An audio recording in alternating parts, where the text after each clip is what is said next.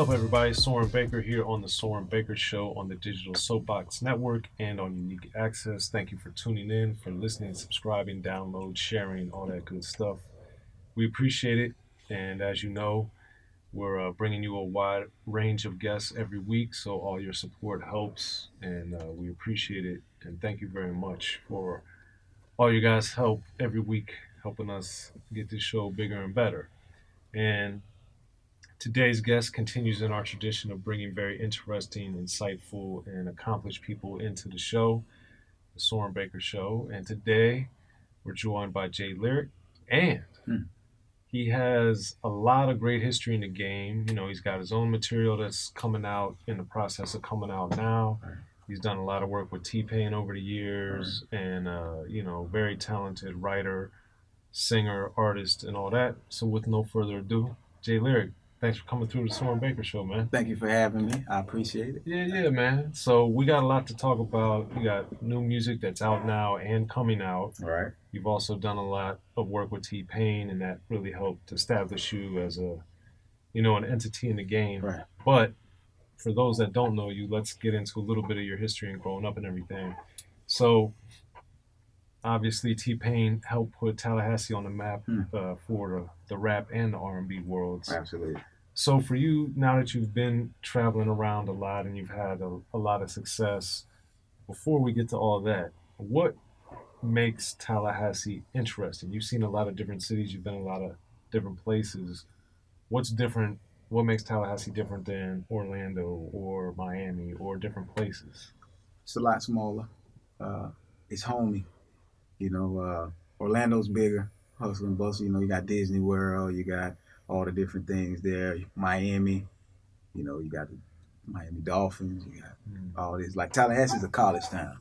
We have Florida State, FAMU, TCC. We have a lot of other smaller community colleges, things like that. So it's more family-oriented, small. Not a whole lot goes on there, but we are the capital of Florida.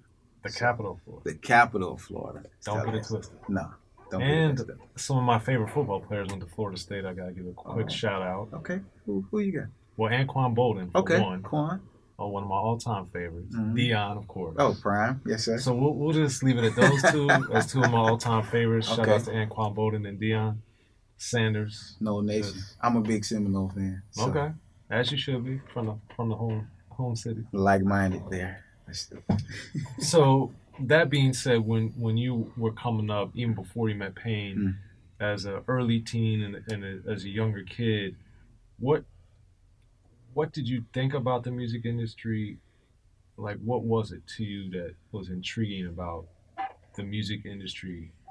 I just love music. It wasn't so much like, because I really didn't know a lot about the music industry. Okay. I just knew about music, and I fell in love with music early on. I listened to a wide variety of music, but it started from before I can remember. Okay. It just always has been a part of my life. But when I was about, I want to say 9 years old, maybe a little bit earlier than that, I wrote my first song. And that's the one with the flower. Yep. How did he know that? He knows that. Yes, that's the one with the flower. Yeah. So trying to get at a girl as a young man. As a young man, and as you should. Music helps. It definitely helps, especially if you can, hold a little tune a little bit. The girls I've been told I can sing a little bit. Oh yeah. Yeah. Okay. You give off that look, that Boys the Men smooth talking a little bit, like okay. I'll take that. Okay. They're pretty successful. But yeah. Oh gosh, yes. But really, man, I've always loved music. I grew up in the church. You know what I mean? Singing in the church. 5, 6, 7 years old. So music has always been a part. And I was like, okay, when I met Pain, because I was in a group, we were signed to Pain's parents. Right. And that was the only label in town at the time. The biggest and only. Yep. Stargate Platinum Plus. Right. Right. So we were signed to him. And Pain was in the Nappy Heads. We were like 14, 15.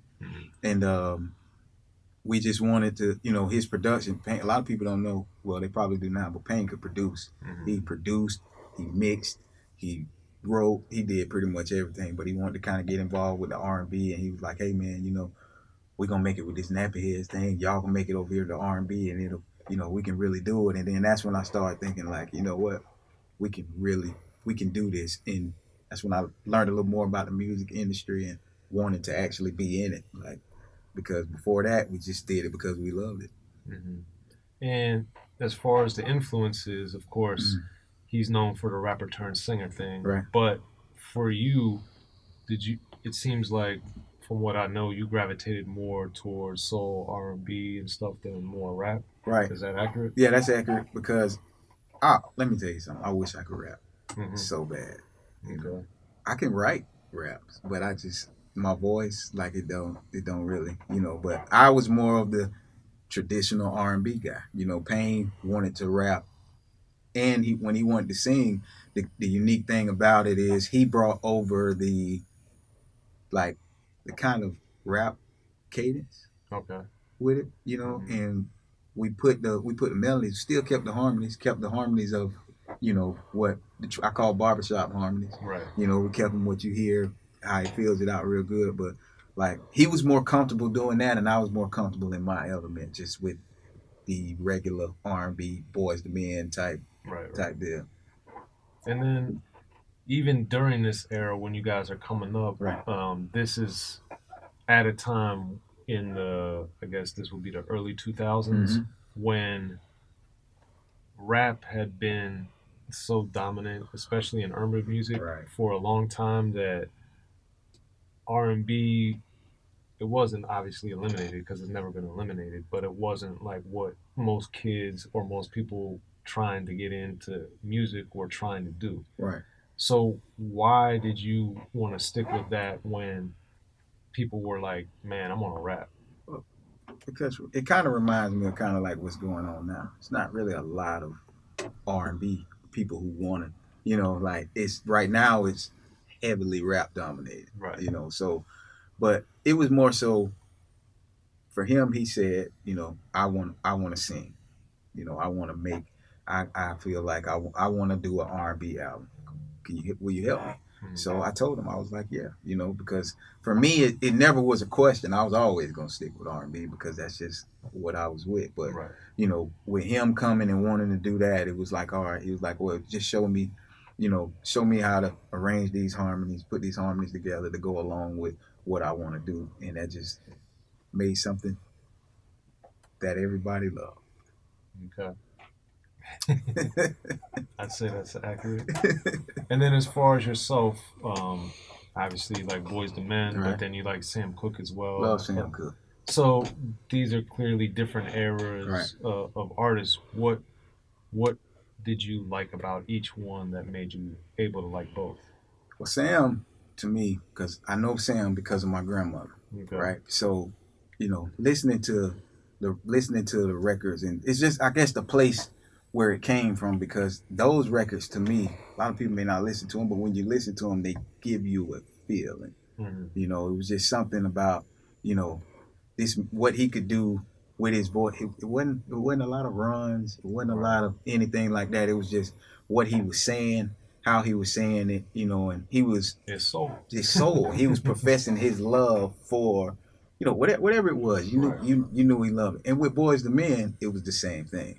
Boys to Men, it was cool then to be in love, to have a girlfriend and not be so cool and so hard all the time. So those two, I think that's what made me like both of those, because they are opposite, but to me they're kind of one and the same.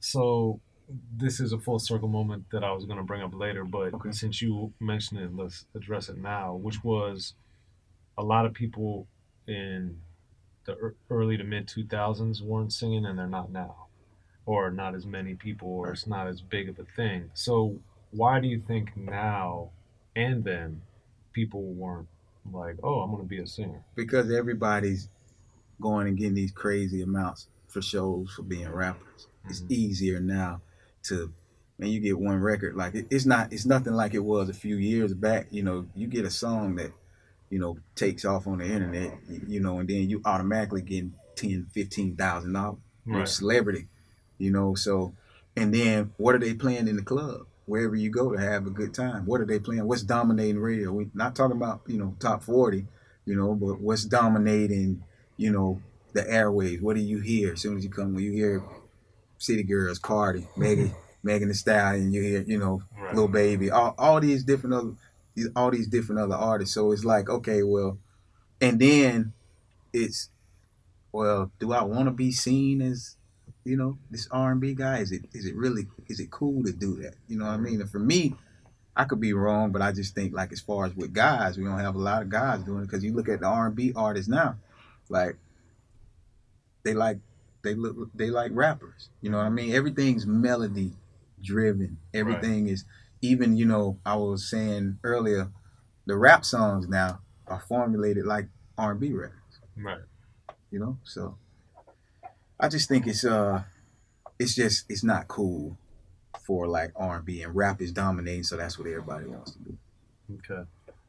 And it's an interesting evolution, and that also ties into the rise of T Pain in the sense that I wanted you to explain him being a one-stop shop as far as being able to write, Mm-hmm. produce, sing, rap, whatever. But then he also, um, Akon, of Right. course, had signed him Right. and got him in the game and everything. So what did you notice that how they were similar and how they were different in the sense that they both produced, wrote, sang? Well, to me, they were completely different. Mm-hmm. Khan at the time, because a lot of what people don't know is that sprung Payne did sprung for Akon, Right. but Akon didn't. At the time, he was saying he didn't sing about girls, ironically. So Payne was like, no, I like this. He went and he put some verses on it, and then that became the hit for him. But Khan did write and produce his own, but they were completely different styles. I think people, maybe you can hear it in the tone of Akon and Khan's voice, because he didn't use auto tune, Right. but people thought that, oh wait, is that Akon or is that Payne?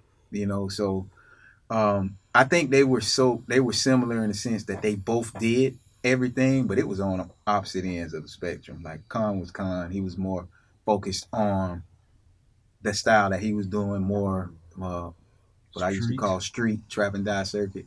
And Mm-hmm. Payne could do it. Payne could do it all. Mm-hmm. Like it was. So I just think it was similar in that sense that they both could write and produce their own. But other than that, they were completely different. And But then, uh, um, Akon saw something in him that, like, because people didn't even know that Payne was gonna be pop either, mhm. But that's just who he is. You know Right. what I mean? Popular. Right. Yes. So that being said, what did you learn from each one that was different? As far as what I use, or just, well, Both in general, and then what you actually use. Akon told me, like, he was like, Jay, you super talented, but he said you just gotta figure it out. He told me I was all over the place, and In what regard? as far as, like, he was like, what you want to do? Like, are you gonna be the guy that just does R&B? You gonna just sit over? You gonna do shows with Payne? The rest of the time, or what do you like? What are you gonna do? He was like, you need to figure it out, because he told me he could tell that I was like searching, which I didn't know that I was doing at the time. But he just said, hey man, just stay true to yourself. Stop worrying about what other people, because at the time, it's like it goes back to what we were talking about. Everything was so rap dominated. I didn't think that I would really get a fair shot. Nobody wanted to hear that. That's Mm, that's what was going on, in my in your mind. mind. So I was trying to do tap into their world, and it didn't quite come off, you know what I mean, like Genuine. as genuine. Mm, And so I always carried that with me, because Khan told me that, and Tyrese told me that. mm, But Tyrese told me, he was like, man, look, you're talented, but he said you just got to figure it out. He said you can't worry about what other people are gonna think about. He's like, this what's true to you. And with Payne, what I learned from him was he didn't care. He did not care about how people perceived him. It was just like as long as it made him feel good. He was like, I want to make the type of songs that make me feel good. Because I like to have a good time. I like to feel good. And I feel like if I'm doing that, then other people will have fun with me, you know. Right. So uh, for him, I got confidence, you know, from him to be confident enough within myself. And Khan taught me to actually look at you. Hey, man, just don't stop all that. Take a look in the mirror, figure out what you want to do because it just seemed so easy for them because like they knew what they wanted to do. But me being a writer, um, and you know, I could write stuff with them and for them, but it was like, how did I want to be perceived? Because you know, writing, sitting back, just doing it, and then they go do it. That's different. Because it's a different type of pressure. Right. The pressure is only in the studio. Right. Right. Then you got to get out there and really do it. But that's what gave me. That's what gave me. What like performing with pain gave me a whole nother confidence. You know, because you think about like we did shows, 100,000 people, 50,000 people. You know, scariest shows are with 5. Right. You know what I mean? But like the big crowd, but that just shows you and gives you confidence within yourself to like, okay, you know what? I can do this. I can do this. I'm this is where I'm supposed to be. I'm fine. I'm good. So I want to get back to the show thing. okay. But I did wanted to ask you as far as the writing, um, what is or what was and what is the writing process you by yourself first? Like, how does that work for you? I just if I'm in the studio with somebody, like if we creating organically, like it's just more so, you know, a vibe. If I hear certain chords or certain, you know, it changes my mood, you know, and I'm like, oh, okay, yeah, you know, I like that, and I go from there, and it always triggers. For me, it triggers something that I've been through, seen, or been told firsthand about. You know, like there isn't anything that I write about or have written about or whatever that I haven't experienced.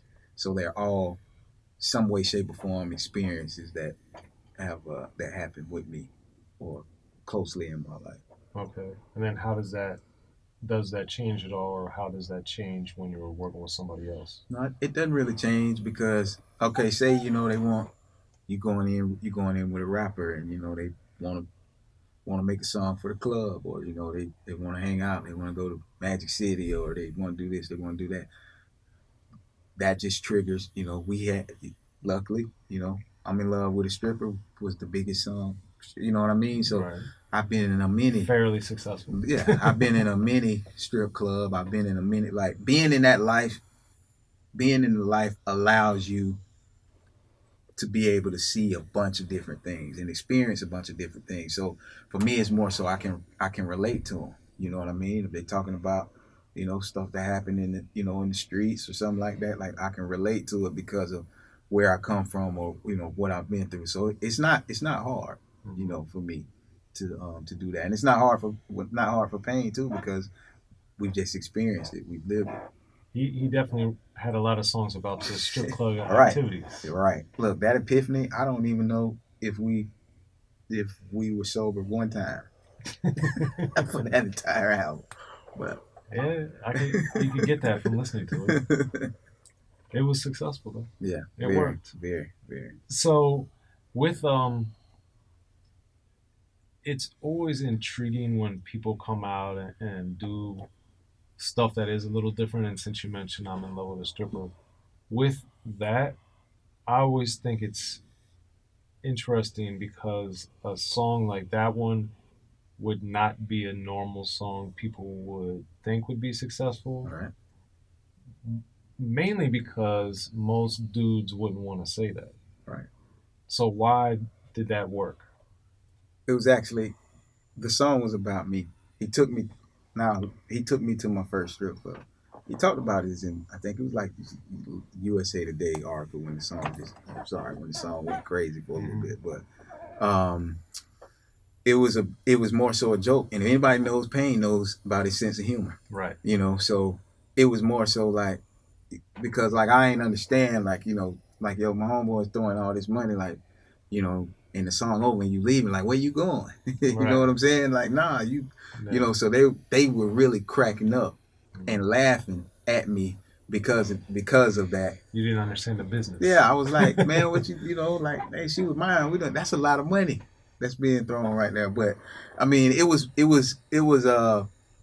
I think then because and then everybody kind of felt like that. And I think even if you didn't go to the strip club after hearing that song, like you wanted to go see, you know, she climbing that pole. Wait, you know, you wanted to go find out what was happening in there. But I think it was more so for him because it was something that happened at a birthday party and it was a joke. And I think to know pain, to know what kind of jokes it is, that should tell you in itself, like how it was. And I think it worked because a lot of people felt like that. People that went there, they just, who was talking about that? Well, You know what I mean? The funny thing when I'd always tell people my probably compared to you guys very limited experiences was that going to probably some of the same and many of the same ones you've been to, it was always like I noticed the girls were always talking to me, Right. but then I was like, they must think I'm rich because I'm the white dude with all these dudes. Like, they must think I'm the money guy or something.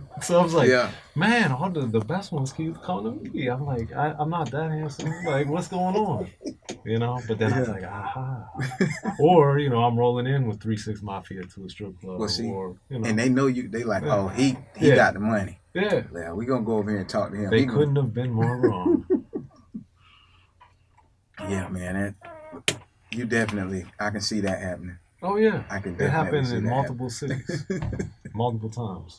But speaking of performing, right?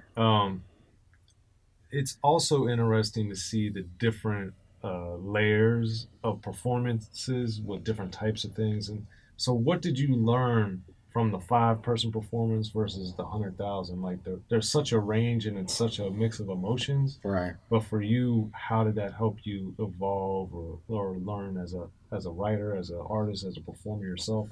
Well, with the bigger crowds, like you're on a stage, all right, but you look out, it's not as personable because they're all, you know, you can't even see them all. You know they're there. You know what I mean? Like you can hear them, you know, but you looking out there, it's just like, okay, you look over there and there's pain. You look over there and there's Taydism, and it's just like, this is what we always do. You know what I mean? So it's more so of us rocking out. You can hear the reaction. You know, you can see it. You tell them put their lights up, and you look. That's when you really see how many people are up there. You know, and it's like it was funny because we had done shows like that, really big shows, and then we go to this one show where this guy rented out the entire club, and it was like 4 or 5 people there because he just wanted it for his family. It was like a birthday party, like, and they paid the full amount. We had to do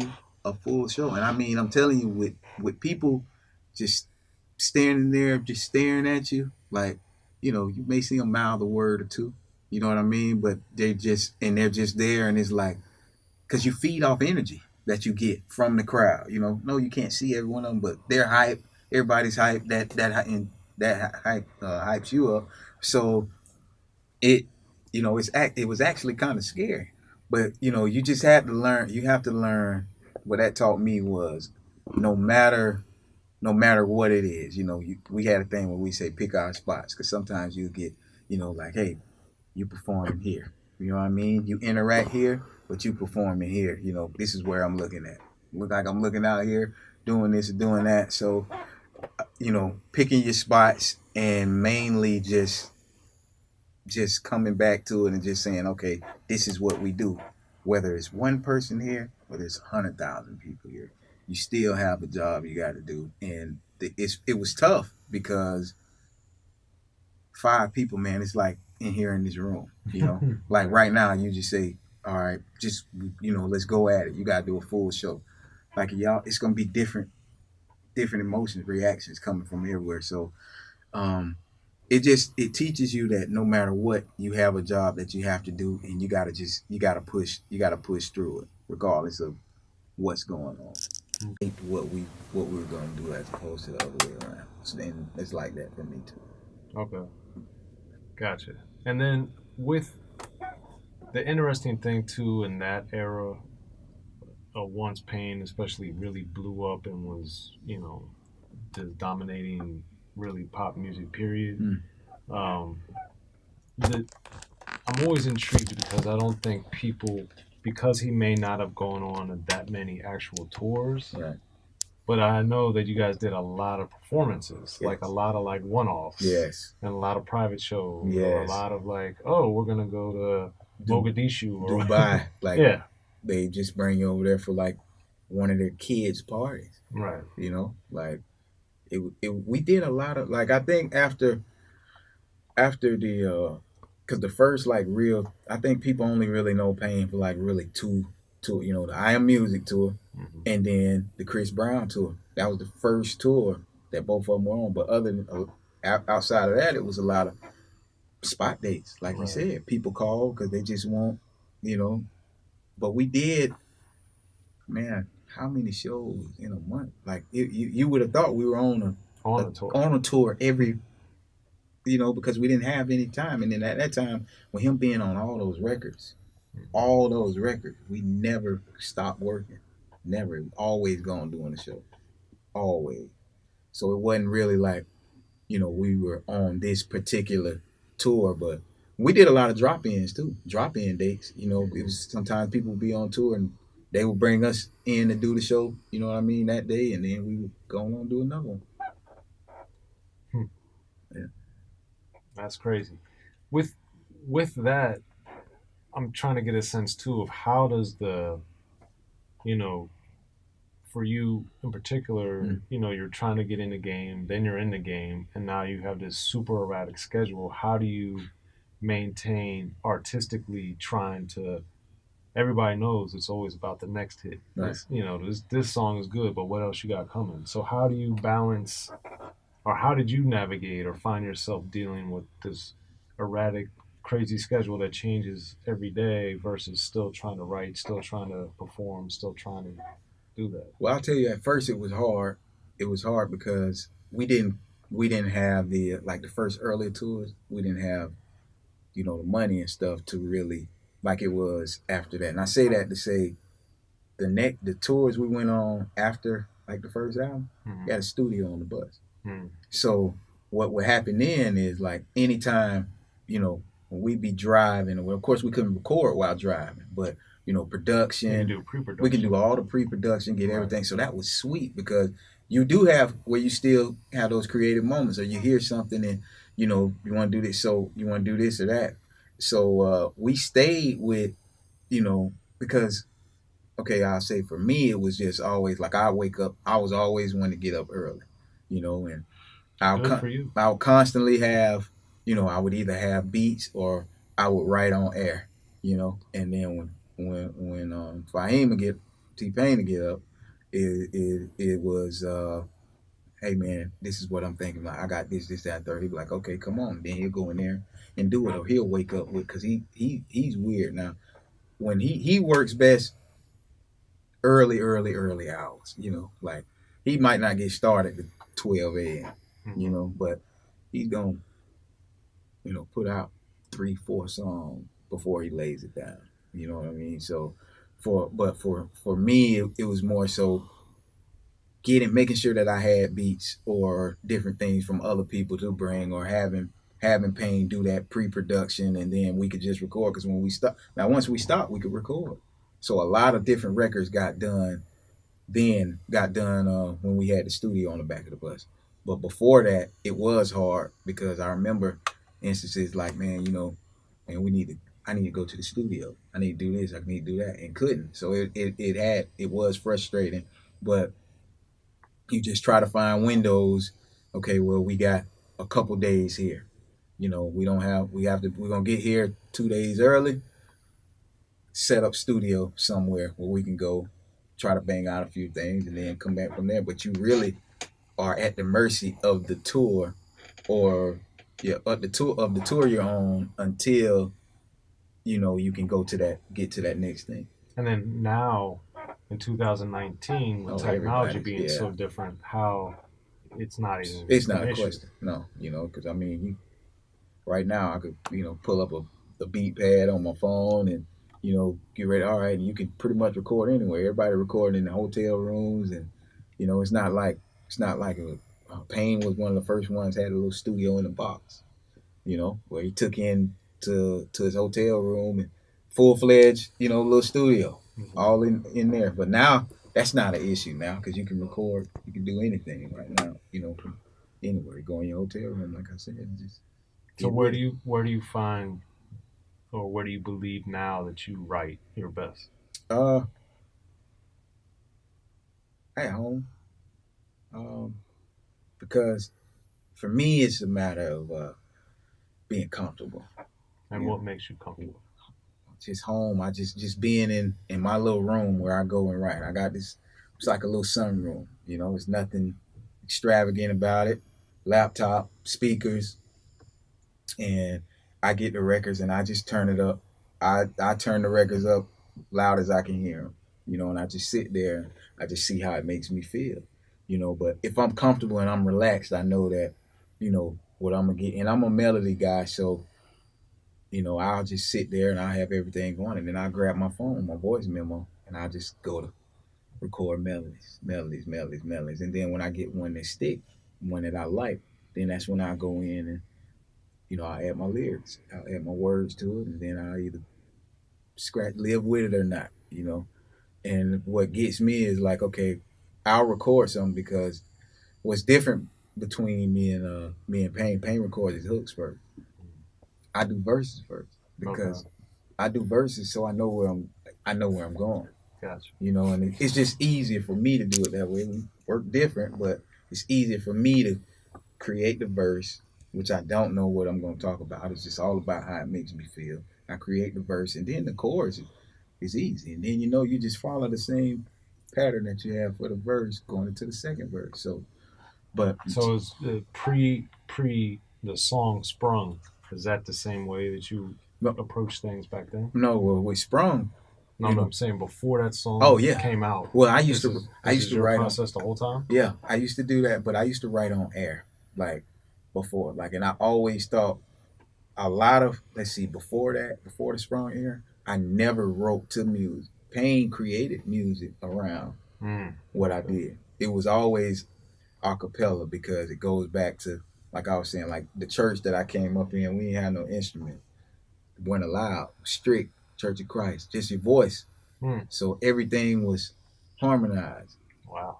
Everything was broken down into parts. That's how I understand and listen to different parts and backgrounds. That's my favorite part of it because see, when there's nothing there, you can hear every you can hear the alto, soprano, tenor, baritone, bass, whatever. So That's when you really got to deliver. yeah, you got to. Live audience. Oh yeah. One take Jake. Got to do it. Oh man, that one take is something serious. But yeah. Yep. And that's not a forgiving audience either. No, No. at all. Okay. So,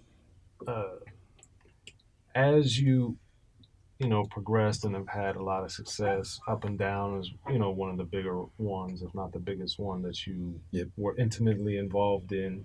So what was it about that song that you think made it such a popular one? Well, here's a fun fact about that record.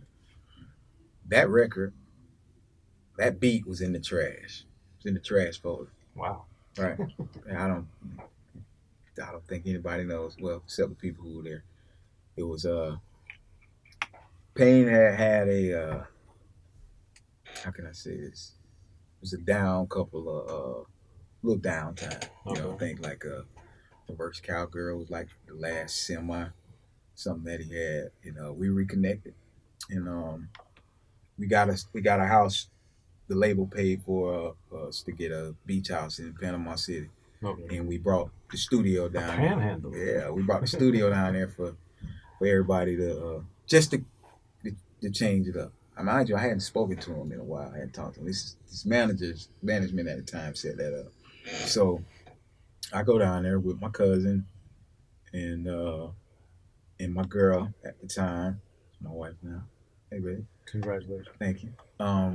We go down there and I was just hearing all these things. I didn't know what was what, but I get down there and I see him and I'm like, okay, like what's going on? And, It's like Jay, it's like, man, I got some new music. My album almost done.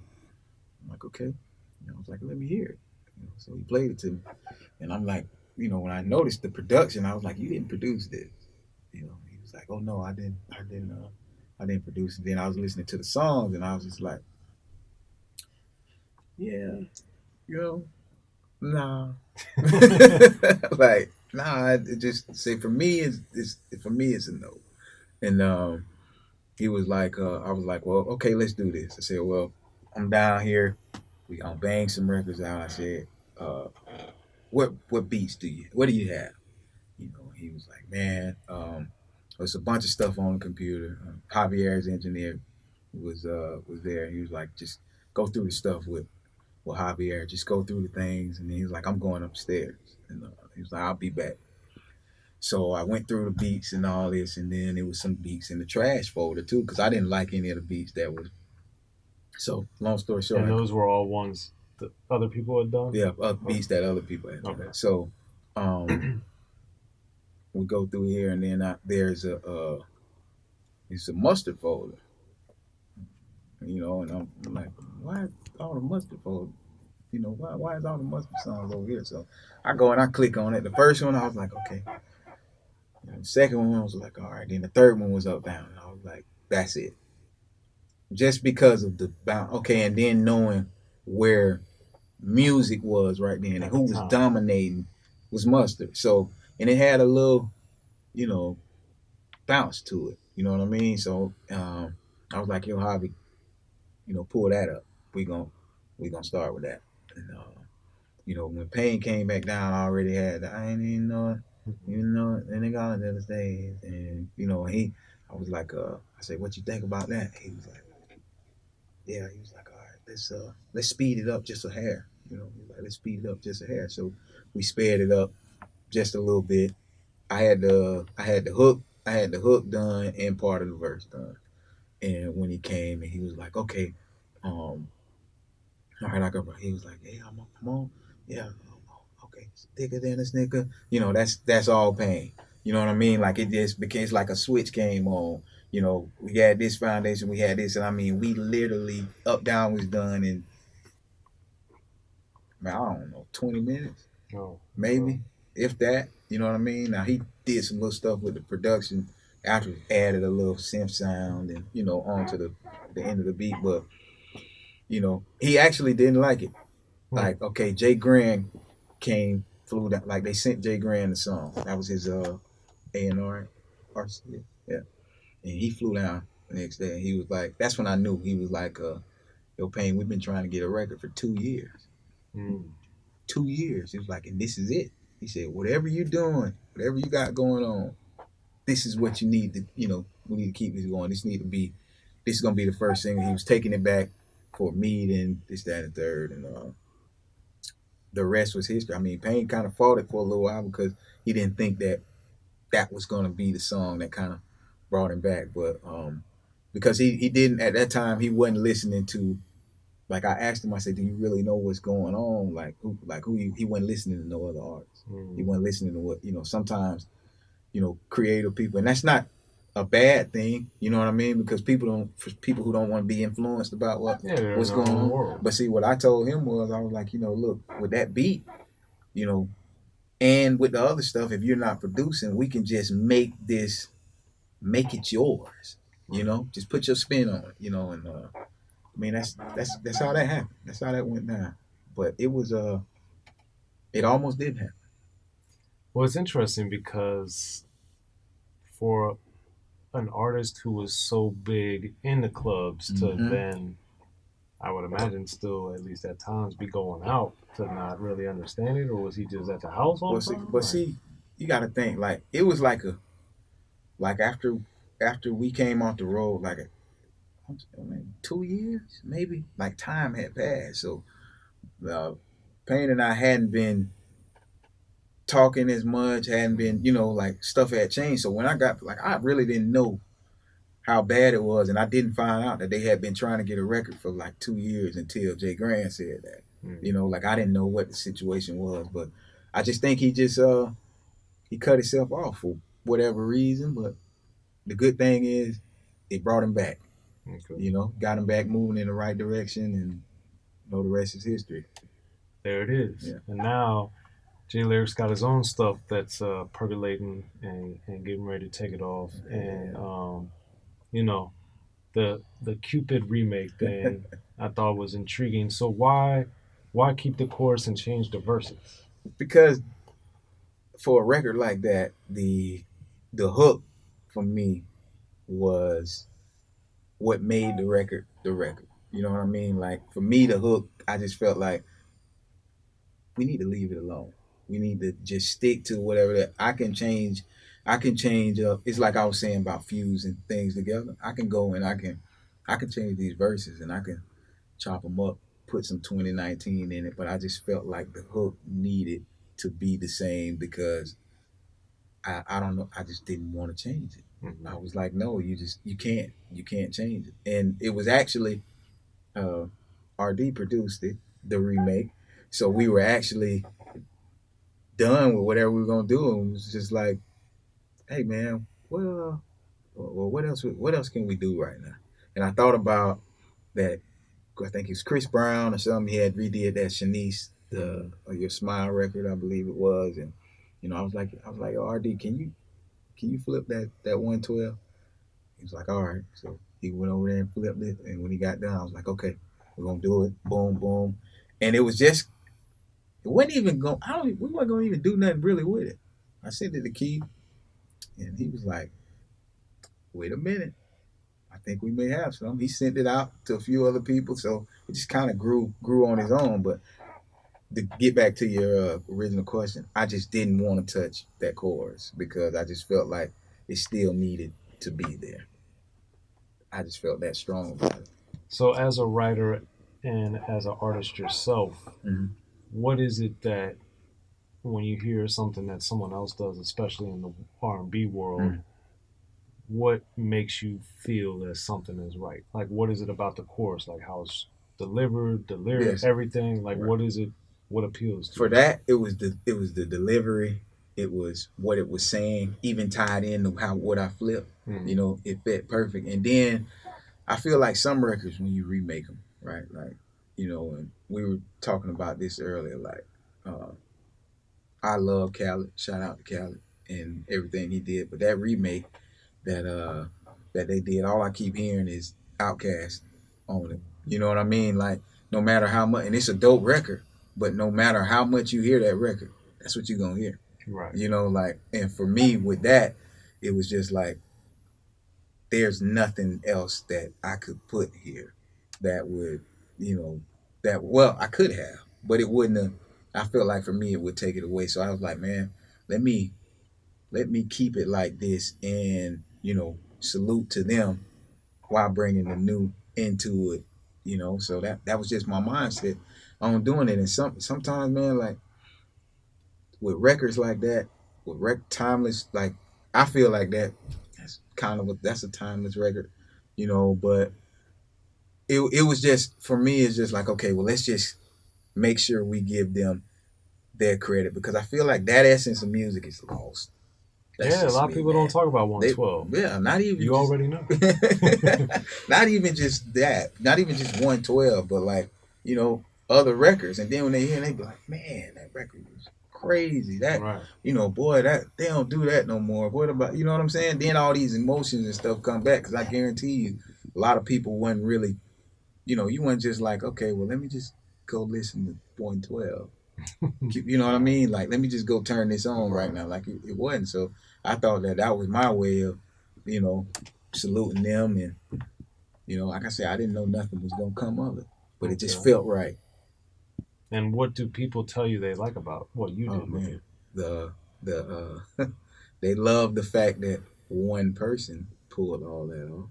It's not a group. And then they love how I changed up the verses, put more melodies in the verses, and that's the main thing. They was like, man, I was just listening. I thought you were doing the whole thing, and then you just changed it up. You went into something different, and then you brought it back to the chorus. That's what I get a lot, So I just wanted to put a little 2019 in it, update it, what I think the listeners, because even some of a lot of people thought that was my song. Hmm. It's like, no, nah, I didn't do it. Well, they were just really those are the main things that I got back, from that. Okay. And then you also have another song out now called Schedule. Right. You got a video for that for everybody. Check it out on YouTube, of course. Yes, sir. And that one is about having time. Right. So what is it about people that say they want to be with somebody or want to do something or whatever, but then they don't make the time? Why does that happen? How does that happen? I just look, I can speak from me. I just tell people, be careful. You have to be careful about what you want, because everybody wants the story of, oh, she was with me or he was with me before I had anything, right? But I don't think they think about, what about when you get it, and then is that going to change? I guess they think that, because I know I did, I thought that my mindset would just be the same, as far as, okay, this is what it is. But when you get money, and like I was there telling the truth, like, you driving any car you want, you want to go to the mall, any bag you want, whatever you want to do, like, you good, and for me, I'm living out my dreams right now. Yeah, you still the most important thing, but then other stuff seep in, like, oh, this attention that you never got, before. So it's tough. It's very hard, because you have to really, like, you say you want this, but okay, now we're about to see how bad you do, because she's going to still expect you to be the same way you were before you got all this stuff right now. You know what I mean? And even though more in a sense, because okay, you're getting her all this stuff and you're doing this and all that, but like, you're not making the time. And then it goes into, well, I don't care nothing about what you can do for me. You better make time for me, or it's gonna be an issue. You're like, well, why are you tripping? But you know why.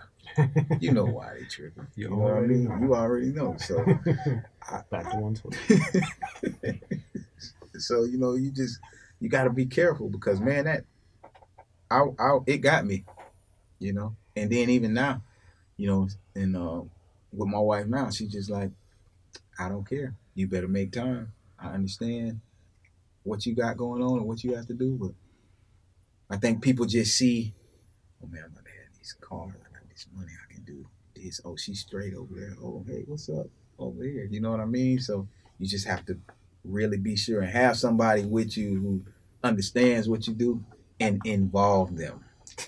Right. You hear me? It's Involve them. only you. Another 112. Let's keep it 112. It's only you. Keep it brother. 112. Yeah. Man, it's interesting because that's the thing that people forget. That the most important and valuable thing you give somebody is time. That's it. Don't cost nothing, Yeah, but it's the most but it's the valuable. most valuable. And when did you learn that lesson? Ooh, And how and why?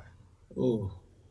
Uh, Probably my my schedule situation, when this, because I'm gonna When tell this you kicked something. in? Like, well, nah, because like it's like two parts to this. Like, there was this girl who was, I did say was, didn't I? Yeah. Okay, there was this girl, right, who dope. She was dope. She was everything. But it was just like everybody, like, I mean, beautiful, you know, smart, like the whole thing, and really, really, really wanted to, wanted to be with me and stuff like that. But I'm like, everything popping, we touring, we doing this, we doing that, and it was just like, man, I'm looking out for her, so she ain't going nowhere. Mm. She ain't going nowhere. She ain't going, and it, long story short, she, like, didn't work out, of course. Like, she was like, no, I'm not gonna deal with this, and she went and was talking to somebody that had a 9 to 5 at a cell phone store, and she was just like, it doesn't matter. She was like, all you can do, you can call me, you can do this, you can say this little thing, you can do this, you can do. But I just felt like that I was kind of invincible, and that she wasn't going anywhere based off what I had previously done and where we were at, which was a lie. So then, you looking up and you sick, because she did mean that much to you. You could have put more time into it. You didn't. Now somebody else who you looking at sideways, who not ain't necessarily doing what you're doing, living how you living, whatever, but they giving her the little thing that she asked you to give her. The only thing you want, So that for me was a big slap in the face because I really did care about her. Yeah. Yeah, it's a wild thing to realize. Yes. Me one bit. You see this guy? As the sweat Look, it's a little grows warm on in here. The lights just got brighter all of a sudden. This is all good, man. So are both of these songs going to be on your EP? Right. Yes, they are. And do you have a title for it yet? I'm still in between titles because let me tell you, I got a problem, man. Like I'll make up a title, and then I'll call my manager at a weird time, be like, nope, it's not called that anymore. I'm going to get shirts made for a title. Okay. And then I'll say, nope, it's not it. So I don't know the title. Do you have what would be considered a theme of what the EP is going to be, or is it still all in gestational period? Because it's just like I got so many records, and I'm just trying to tie them all in and the basic and to give it the best. I feel like the title should just encompass everything. You know what I mean? Inside, like everything should just. When you say this one thing, it should be able to make sense. You should be able to read it and be like, aha. After I get it, and I feel like the different titles that I had didn't do that. Okay. So I'm still working on it. I may think of it when I leave here, and then change it. Change it again. So then, what would you say is the objective? Because we have the same situation we've been talking about, right? That is hard out here for an R&B singer. All right. So what's the objective? What are you trying to do? My lane, I want to bring back. I want substance. We lack substance, right? Like, and a change gonna come. Yeah, Sam. Okay, there you go. On his feet, quick, like go. A bunny. But I feel like with me giving it, because I'm not saying that like music shouldn't have changed, because it has to, But I'm saying if you keep the essence of it, like some of your favorite songs, right, from back in that area, right, like if you think about it, like some type of story in it, some kind of way for you to relate to it. It ain't just all popping bottles in the club and driving. Right. You know what I mean? Like something takes you. I know that there's a song, a couple of songs you think, and it'll take you back to a point, time, place, something you're dealing with, something you're going through, and it's just like instant as soon as you hear it. Like for me, I just want my fans to know that Lyriq is gonna give you substance. He's gonna give you a story. I'm gonna stay true to my R&B roots, but I'm not gonna bore you to death. I'm gonna keep it. I'm gonna make it 2019 to where, like the language, like I understand they didn't talk like that, but certain records, I'm gonna take it there. You know what I mean? Because I feel like you have to. But but in anything that I do, there's gonna be a storyline, and there's gonna be a meaning behind it. Even if we hanging out, you're gonna be able to follow from where we went to what I'm saying to here. Like I feel like it just has to be a story. So substance, story, and truth, 100% truth. And just hope that helped me out, because everybody. I was talking earlier, and I was just saying how, like I go through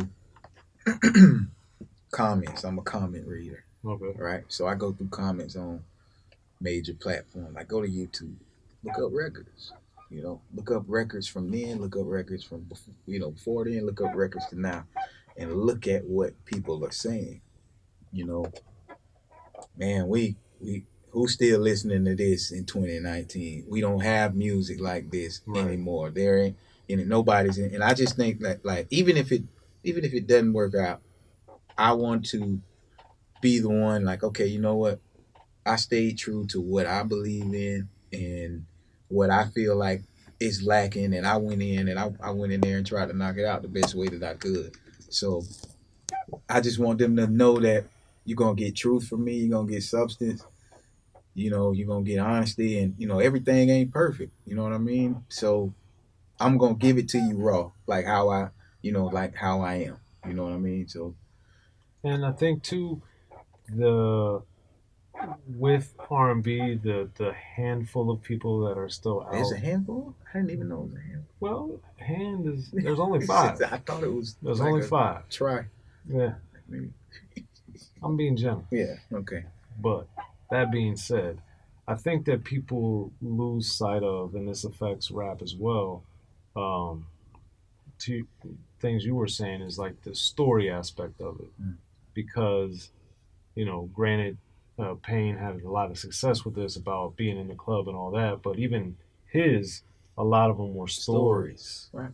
And I think people forget that when you look at something and you present something on the surface level, that's going to be the level of consumption. It's not going to stay with you because it doesn't get deep enough.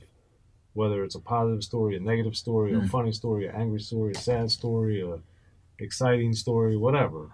But I think that's what a lot of people don't understand when they're starting to get into attempting a career.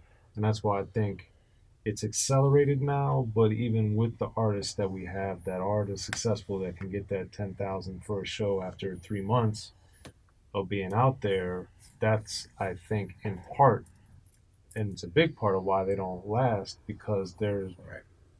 the music doesn't resonate with people for a long period of time. Right. So it can, be big.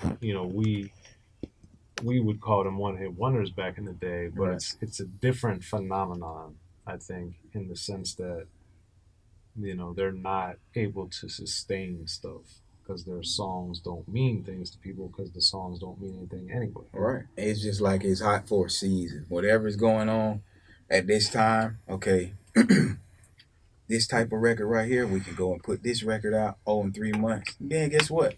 So the record's like that. So guess what? Off of that 3 months, 3 months it took for you to get those $10,000 a show. Now that numbers went up even more, and they don't have to put out another record after that if they're smart. You know what I mean? We all, we know how that goes. But I mean, if you're smart and you're making that kind of money, you don't even have to have another record. And it's not like the base. There isn't a base. There isn't anything underneath it. It's just there's that record. There's the record. Let's go out here and get this show money. That's what I think is so appealing, man. Like, our people don't want to put in the work. It's just like, okay, I want to beat. I want to talk about being in the club and driving fast cars and my jewelry. And we're gonna do it. Like, press record now. That's it. So, I mean, it's just one of those things. But I feel like that people are afraid to try to bring that back out because they think people don't want to hear it. But that's the irony of it is is that when you really, really look at it, the most popular artists in music history, regardless of the era, they always said something. Right. Whether it was 100%. Talking about struggle, talking about love, talking about politics. It doesn't matter what they're talking about. Right. But they talked about something. Right. And that is what matters. And that's why, people last. So we'll see how it goes. Yeah. But anyway, Jay Lyriq, thanks again for coming through here to the Soren Baker Show. Thank you. You got to tell everybody how to find you on social media for those that don't already follow you. You can find me at Lyriq, JAYLYRIQ 850. That's all social media platforms. Yes. Yes. And you can find me at Soren Baker, SORENBAKER. Follow us on the Digital Soapbox Network, of course, and on Unique Access Entertainment. And yeah, man, it's been a great conversation. Looking forward to seeing everything you got going and continue to do, building on your legacy you already got, man. Hey, I enjoyed it, and there's just one more thing I need from you. I need you to talk on the beginning of an R&B record because you just sound like, yeah, ladies. It's funny when I interviewed Kwame the first time. Kwame. Well, for the first time for the Soren Baker show, let me clarify. Right. We had Kwame on, and it was crazy because when he posted some to his IGTV, all these people were like, "Yo, who is this dude? He sounds like he's an R&B host." So Jay, man, let's make it happen. Lean back. It's happening. Let's get it, man. We got a collaboration coming soon. That. Yeah. Mm-hmm. Well, there it is, y'all. I'm Soren Baker here on the Soren Baker Show. Jay Lyriq, thanks again for coming through. Yes, sir. Make sure everybody listening here on the Digital Soapbox Network and watching on Unique Access, we appreciate you guys' support. Be sure to like, subscribe, share, download, all that. And we'll keep coming back at you, man. Soren Baker Show, we're out. All right. In the beginning, hip-hop was ruled by the East Coast. Then the West Coast rose to prominence thanks to gangster rap. Straight out of Compton, crazy motherfucker named Ice Cube. Hip-hop changed the world. Gangster rap changed the narrative. I'm representing for the gangsters all across the world. And then changed the world again. Cause I'll come and take your life away. The history of gangster rap features unheard stories, unseen photos and documents, all with exclusive interviews from the founders and players who shaped gangster rap. I think a real gangster rapper has to scare you a little bit. The history of gangster rap written by veteran rap journalist Soren Baker. In stores now. Yo, what up? This is DJ Quick. Be sure to pick up my homeboy Soren Baker's book, The History of Gangster Rap, if you really want to know what we do.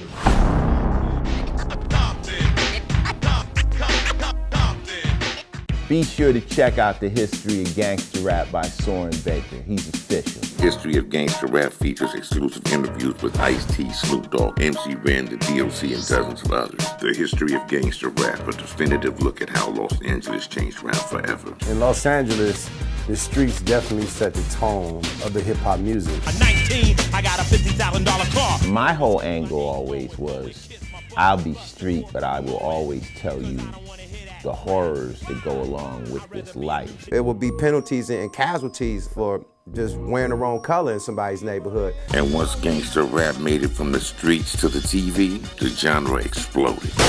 What's that 5 on Yo MTV Best with NWA? Yo MTV, it just catapulted us from being local heroes to national gangbang rappers. The history of gangster rap discusses it all from 1980 up till today. It's always gonna be shit happening in the streets. You know what I mean? So it's always gonna be something to talk about. The history of gangster rap in stores now.